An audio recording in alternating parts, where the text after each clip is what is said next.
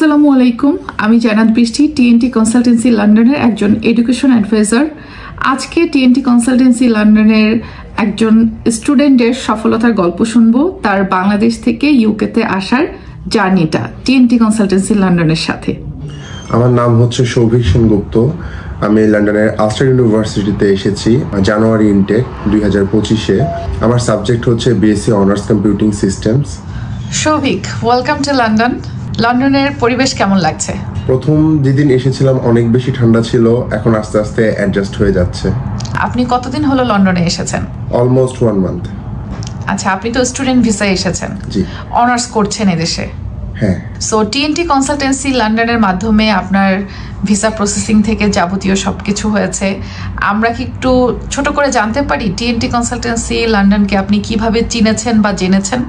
কনসালটেন্সিকে আমি চিনেছি হচ্ছে আমার এক রিলেটিভের মাধ্যমে, সে আমাকে সাজেস্ট করেছে। আচ্ছা, টিএনটি কনসালটেন্সি লন্ডনের সাথে আপনার যে যাত্রার শুরুটা, বাংলাদেশ থেকে ইউকেতে আসা, এই টোটাল প্রসিডিউরে আপনার কত মাস সময় লেগেছিল? ইন টোটাল 4-4.5 মাসের মতন লেগেছে। অনেকেই চিন্তা করে বাংলাদেশ থেকে যে বিদেশে পড়তে যাব, হয়তো সেটা অনার্স কমপ্লিট করে মাস্টার্সের জন্যই যেতে হবে, বাট ইন্টারমিডিয়েট কমপ্লিট করেও যে অনার্সের জন্য আসা যায় এবং আপনার প্রসেসটা সাকসেসফুলি হয়েছে। আপনি একটু ছোট করে আপনার অভিজ্ঞতা শেয়ার করবেন যে হোল প্রসিডিউরে টিএনটি কনসালটেন্সি লন্ডন আপনাকে কিভাবে কি সাহায্য সহযোগিতা করেছে? অ্যাকচুয়ালি আমি অনেক বেশি ভীতু ছিলাম এই বিষয়টা নিয়ে, কারণ বিদেশে আসাটা অনেক বেশি সাহসের ব্যাপার। আর যেহেতু আমার ইয়ার গ্যাপ ছিল, আমার এইচএসসি ছিল 2019-এ, মাঝখানে লম্বা একটা গ্যাপ, আমি অনেক বেশি কনফিউজ ছিলাম আমি আসতে পারবো কিনা। বাট এখানের অ্যাডভাইজাররা এত প্রফেশনালভাবে আমাকে অ্যাসিস্ট করেছে, এখন আমি তো এখানেই। That's great. আমরা আপনার কাছে জানতে চাই যে টিএনটি কনসালটেন্সি লন্ডনের কোন বিষয়টা আপনার কাছে সব থেকে ভালো লেগেছে?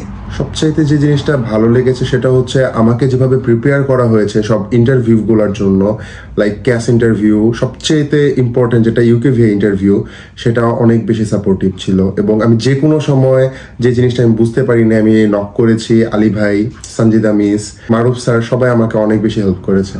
Thank you so much. TNT consultancy London আপনার সাথে যে কমিউনিকেশন থেকে শুরু করে অন্যান্য যে বিষয়গুলো ছিল, বাংলাদেশের সাথে আসলে ইউকের একটা সময়ের ডিফারেন্স থাকে, আপনার যোগাযোগ বা কমিউনিকেশনে কখনো কোনো ধরনের কোনো প্রবলেম হয়েছে কিনা? বেসিক্যালি আমি কোনো ধরনের প্রবলেম ফেস করি নাই, কারণ আমার সময় অনুযায়ী তারা আমাকে সময় দিয়েছিল হোয়াটসঅ্যাপের মাধ্যমে, সো কোনো প্রবলেম ছিল না। আচ্ছা, টিএনটি কনসালটেন্সির সাথে আপনার টাকা পয়সার লেনদেনের বিষয়টা একটু জানতে চাবো, যে ভার্সিটির টিউশন ফি থেকে শুরু করে অন্যান্য যে বিষয়গুলো ছিল, এগুলো কিভাবে কি হয়েছে? টিউশন ফি থেকে শুরু করে সবকিছু I paid by myself. সবচাইতে যে জিনিসটা আমার হেল্পফুল লেগেছে, বাংলাদেশের ক্রেডিট আর ডেবিট কার্ডের একটা নির্দিষ্ট ট্রানজেকশন লিমিট থাকে, এই টিএনটি কনসালটেন্সি আমাকে হেল্প করেছে পেমেন্ট করতে। টিএনটি কনসালটেন্সি লন্ডনকে আপনি রেকমেন্ড করবেন কিনা, আর যদি করে থাকেন তাহলে কেন করবেন? আমি অবশ্যই রেকমেন্ড করব, এবং অলরেডি আমি রেকমেন্ড করে দিয়েছি আমার ফ্রেন্ড সার্কেল এবং রিলেটিভসদেরকে, কারণ এটা অনেক বেশি ট্রান্সপারেন্ট, যা হচ্ছে সব আপনার সামনেই হচ্ছে, আর এক্সট্রা কোনো টাকা লাগতেছে না। এখানে আপনার কোনো ধরনের চার্জ নাই। শনি এবং রবিবার ছাড়া প্রতিদিন 1 ঘন্টা করে আমি সময় পেয়েছি, আমাকে রেডি করা হয়েছে ওরকমভাবে। সো অবশ্যই আমি রেকমেন্ড করব। ভালো সার্ভিস পেলে মানুষ একটা ভালো জিনিসকে রেকমেন্ড করে। Thank you so much. TNT consultancy London কি আপনার কাছ থেকে ইউনিভার্সিটিতে ইনরোল করা, ভিসা প্রসেসিং করা, এই প্রসেসগুলোর জন্য কোনো ধরনের কোনো চার্জ করেছে কিনা, কিংবা আপনি যখন প্রথম টিএনটি কনসালটেন্সি লন্ডনের কাছে এসেছিলেন কোনো ফাইল ওপেনিং চার্জ ছিল কিনা? না, আমার কাছ থেকে কোনো ধরনের চার্জ টিএনটি কনসালটেন্সি করে নাই।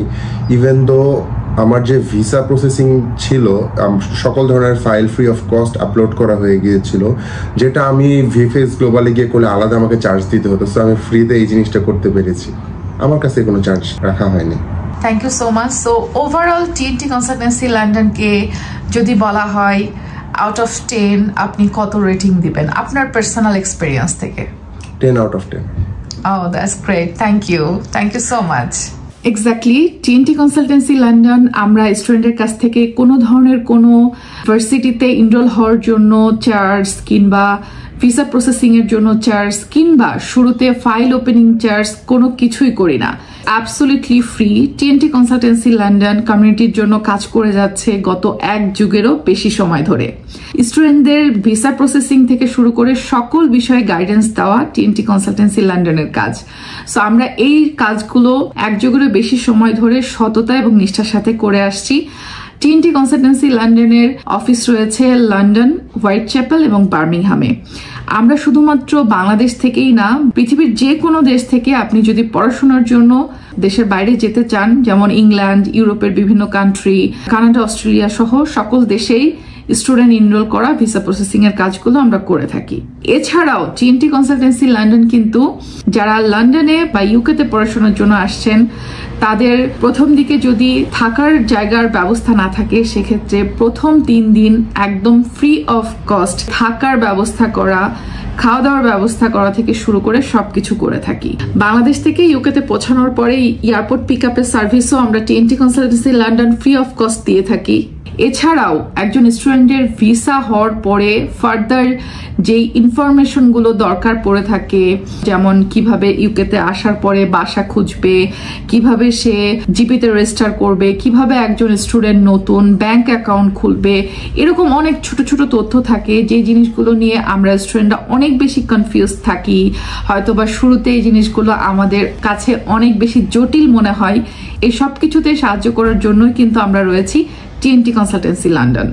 টিএনটি কনসালটেন্সি লন্ডন একজন স্টুডেন্টের সাথে আফটার ভিসা সার্ভিসও কিন্তু সেইভাবে মেনটেন করে আমরা দিয়ে থাকি। সো যারা যারা স্টুডেন্ট ভিসায় দেশের বাইরে পড়াশোনার জন্য আসতে চাচ্ছেন, ডেফিনেটলি টিএনটি কনসালটেন্সি লন্ডনের সাথে যোগাযোগ করতে পারেন। আমাদের রয়েছে একঝাঁক অভিজ্ঞ এডুকেশন অ্যাডভাইজার যারা অলওয়েজ আপনাদেরকে হেল্প করার জন্য প্রস্তুত। So welcome to TNT consultancy London. Thank you.